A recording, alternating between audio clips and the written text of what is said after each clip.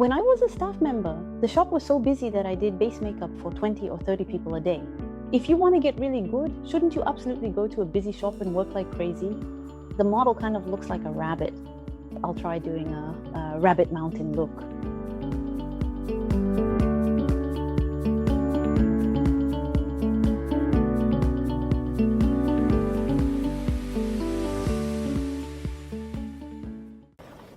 For female idols, the makeup needs to have a bit of a youthful vibe, but if this area is too narrow, it doesn't look youthful. So I tend to make this space a little wider.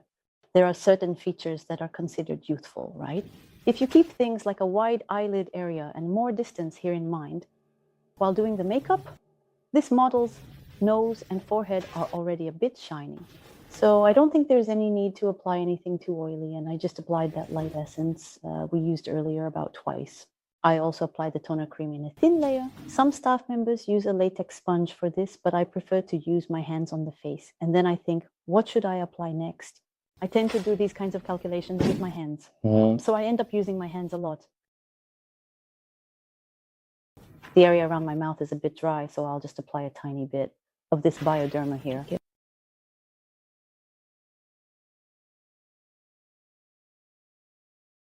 Depending on the texture of the foundation, the type of latex sponge you use should change. But if I tap too much with this one right now, I feel like it might start to look cakey because this foundation really adheres tightly to the skin. In those cases, you need to quickly think of using a cushion or a moist latex sponge. You shouldn't just keep using the same tool you picked up over and over.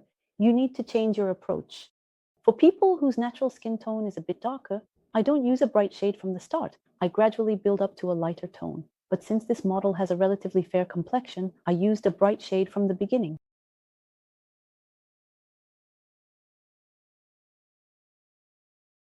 When I was working as a staff member, the shop was so busy that I would do base makeup for 20 or 30 people a day.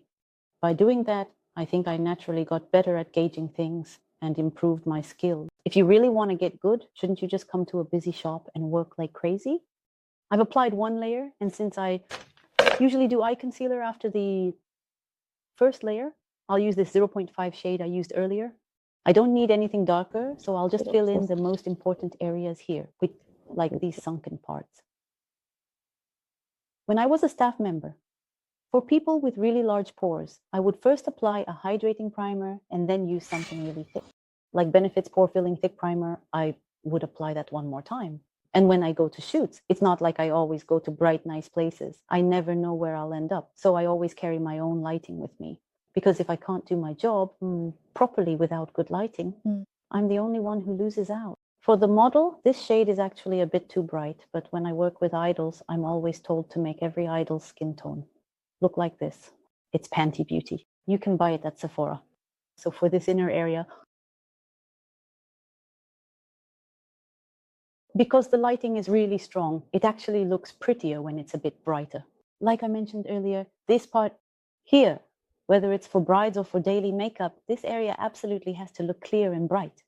The color on the eyelids, the base is actually really tricky, right? But honestly, we don't have a lot of time to work with.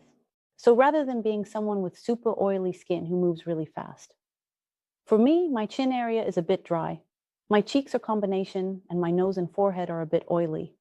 And if you don't properly cover the dark circles under here, you end up looking really tired. So you need to cover things like that well, too. In Korea, there aren't many concealers this bright, but this one is from Chanel, and it's really light. So when your face is pale, it really fills in the areas that look the most sunken.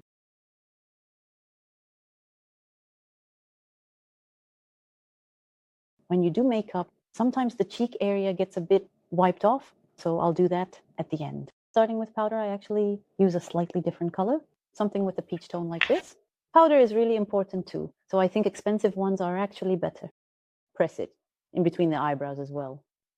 If the eyebrow color is too dark, sometimes I use eyebrow mascara first before doing anything else. But since my hair color is still quite dark, I use this kind of gray color. But when you apply this, it needs some time to dry. So if you press here like this, it will smudge everywhere. When I do my makeup, there's never any part where I use a lot of force. You really have to relax your wrist a lot to draw these soft, fluffy brows. I'll just lightly follow the direction of the hair for a slightly younger look. I'll also draw the brows a bit straighter, not too arched.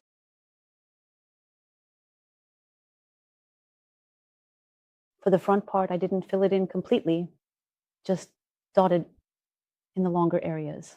If you fill in the whole area with something wide like this, it can look really heavy on people with thick momcha eyebrows.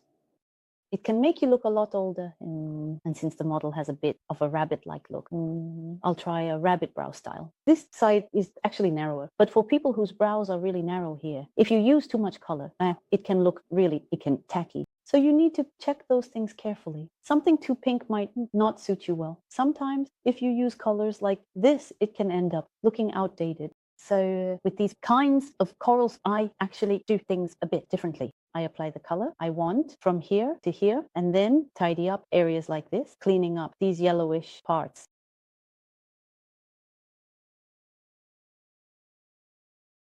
Actually, I don't even do natural makeup all that naturally. These days, back in the day when people asked for natural makeup, they really wanted it to look natural. But now, since everyone looks at Instagram so much, if it's too natural, they don't really like it.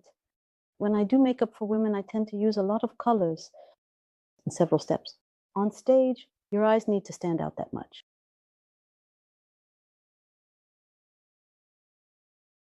I don't really like super white Aegyosal here. I prefer it when it looks a bit teary-eyed.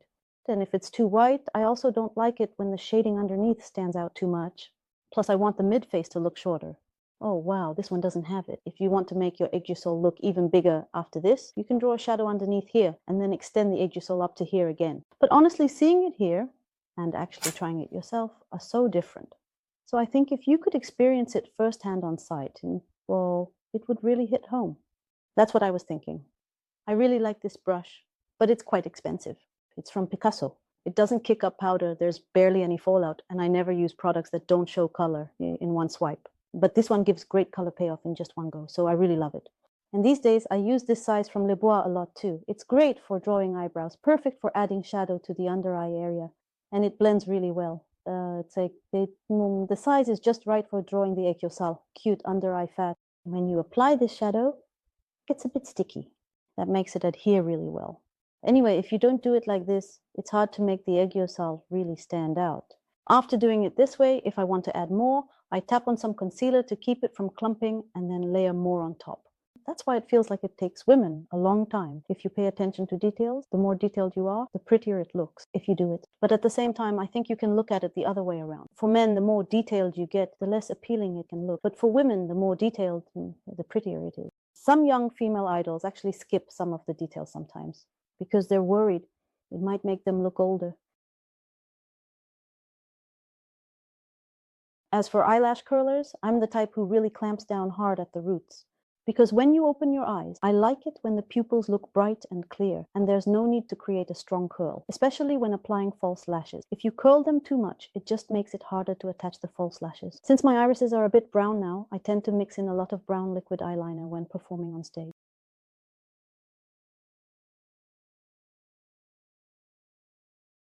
I'll draw the eyeliner out in a straight, elongated line. I really tell people to look straight ahead a lot. You have to keep checking your eyes while looking forward because you really can't do makeup with your eyes closed.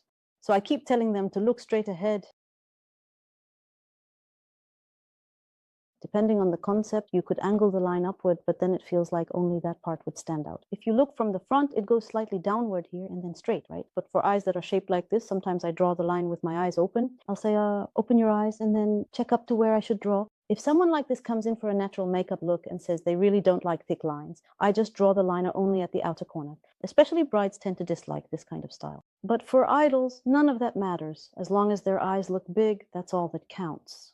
For right-handed people, the left side often ends up looking a bit sloppy because you can't quite reach it. And that's why you really have to turn the face. And when you use liquid liner, the brush gradually hardens, right? So it doesn't draw well anymore. You have to wipe it and start over again. So you have to keep those things in mind as you go. But when I do the point makeup, I almost apply it like I'm using eyeshadow. I press it in firmly like this because if you mess up the brown color, it'll all fall off and you'll have to fix it again. This is a color I've been liking lately, and for those who draw their makeup thick like this, you have to blend the brown with the base here, right? And I've been really into this color these days, so I use it to blend. After drawing the eyeliner, I use this to cover it so it doesn't smudge. I cover it, and then in between, right here in this area. I don't like it when it looks too harsh. And for the eyeliner, I like it when it's a bit round right above the pupil. I like it when it looks lovely, so I think a lot about how to make the person look as lovely as possible. Of course, when it's a strong concept, I often go for a bolder look. Sometimes I fill in the waterline and sometimes I don't. It depends on the eyes. But for this model, the waterline isn't really visible, so I didn't bother filling it in. And when her eyes are open, this side is more closed off in the front. You need to open it up. You have to do the same thing for this side as well. Extend it out like this. Then when her eyes are open, this part looks a bit pinched again. So I round it out here as well. That's why you have to keep looking in the mirror and constantly observe the person's face. I don't draw the line thinly at the back. If you draw it thin, it doesn't look like the eye goes all the way to here. To make it look like the eye extends to here, I draw it a bit thicker. That's just my style. I feel like if I'm just going to look like myself after coming to the shop, what's the point of getting my makeup done? So I enjoy transforming people into someone different. Honestly, for eyes like these, it would be good to attach two sections, but I didn't bring two today, so I'll just attach them in a staggered way. Honestly, applying these false eyelashes is the part I find most bothersome, but you really have to take your time so they don't come off, even if you keep dancing on stage. Hold them in place. When attaching the front part, lift it up a bit. That way your eyes look bigger. But there are a lot of people who stick the lashes down like this so they cover the front and aren't visible. The spacing is totally up to you, just however you want to apply them. Normally, people attach them between their natural lashes, but for those with a bit of a hole cut crease, they don't really worry about that and just stick them on top as well. When you open your eyes, the front part here is open. Your eyes look even brighter and more sparkling that way. I don't attach it at an angle like this. I just leave it as it is.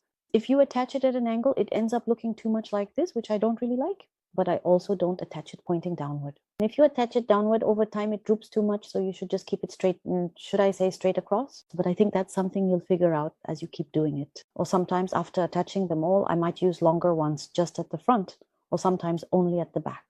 But I don't really calculate all of that. I just go with what feels right. I think I pay more attention to the vibe or feeling of the person. And when I apply this to someone, I just instantly imagine what kind of look it will create on them and do the makeup that way. When I want to extend the eyeliner line, I tend to attach more lashes towards the back. But for this model, I feel like it would look prettier not to add too many at the back.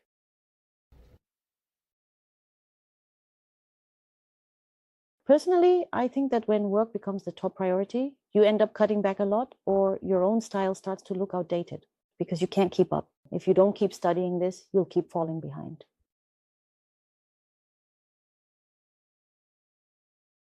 People use clear glue, but I prefer this brown one because it's thicker and works well. The clear one is too watery, so it doesn't stick in one go, which is why I don't really use it. These days, the quality of black glue has gotten so bad that I don't use it at all.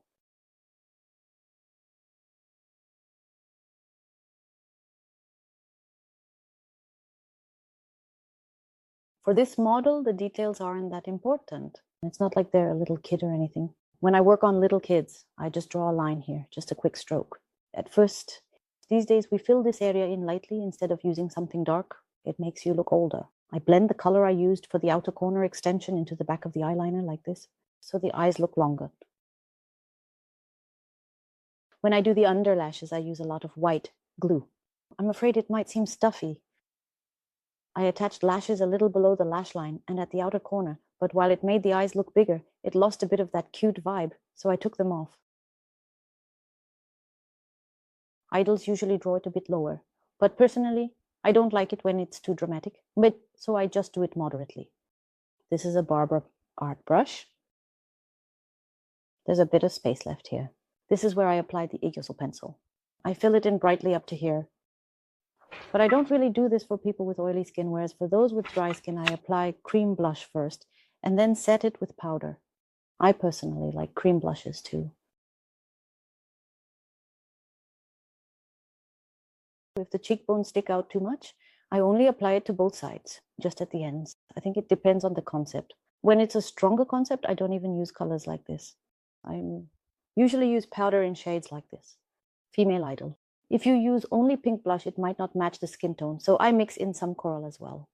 If you gradually build it up like this, the final deep color doesn't show up and it just slides off without any pigmentation.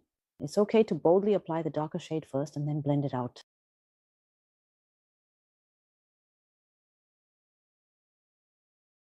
And the border between the blush here and the skin here, this color actually isn't very pretty either.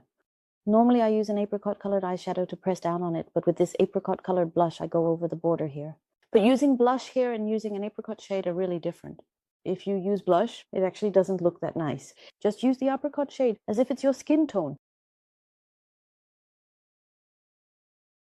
On music shows these days, even if you use brown, it doesn't really show up. So you have to be a bit bold with it. Before applying lipstick, I lightly add some shimmer in a freckle pattern.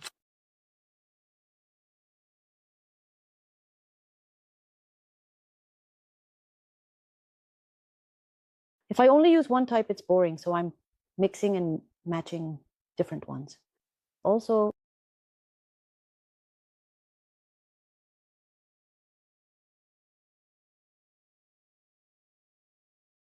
if you only use big ones like this, it gets a bit boring too. If you use these fine shimmers, they look really pretty when they sparkle on stage. This part is also up to you.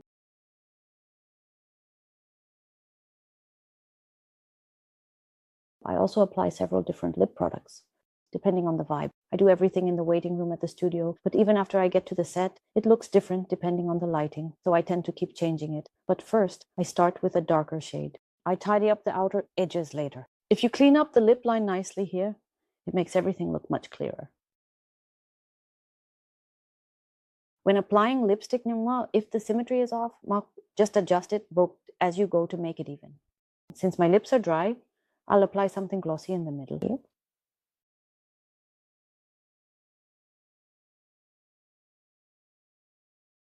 When I do my lips, I keep wiping and blending to create a gradient effect. If you just keep going without wiping, the areas where you applied a lot will keep coming out. So wipe and then blend again. And for women, you need to apply the product precisely at the corners of the mouth for your photos to turn out pretty, right here. But when you press enter, you really have to use your head. You constantly need new ideas, and there's a lot of pressure from the company. And honestly, that if you don't have a good sense for it, working in entertainment would be really tough. It feels like life itself would get harder, you know? So I think it's best to find a career that really suits you. If you try to do everything for everyone, the makeup ends up looking really outdated. So I think the most important thing is to look at the person's face and work from there. But if there's something else I want to do right now, it would be to brighten up the edges even more. Thank you for your hard work. Thank you. You worked really. And I really appreciate it. And thank you for your time. 있어 boring to me 지쳐가는 걸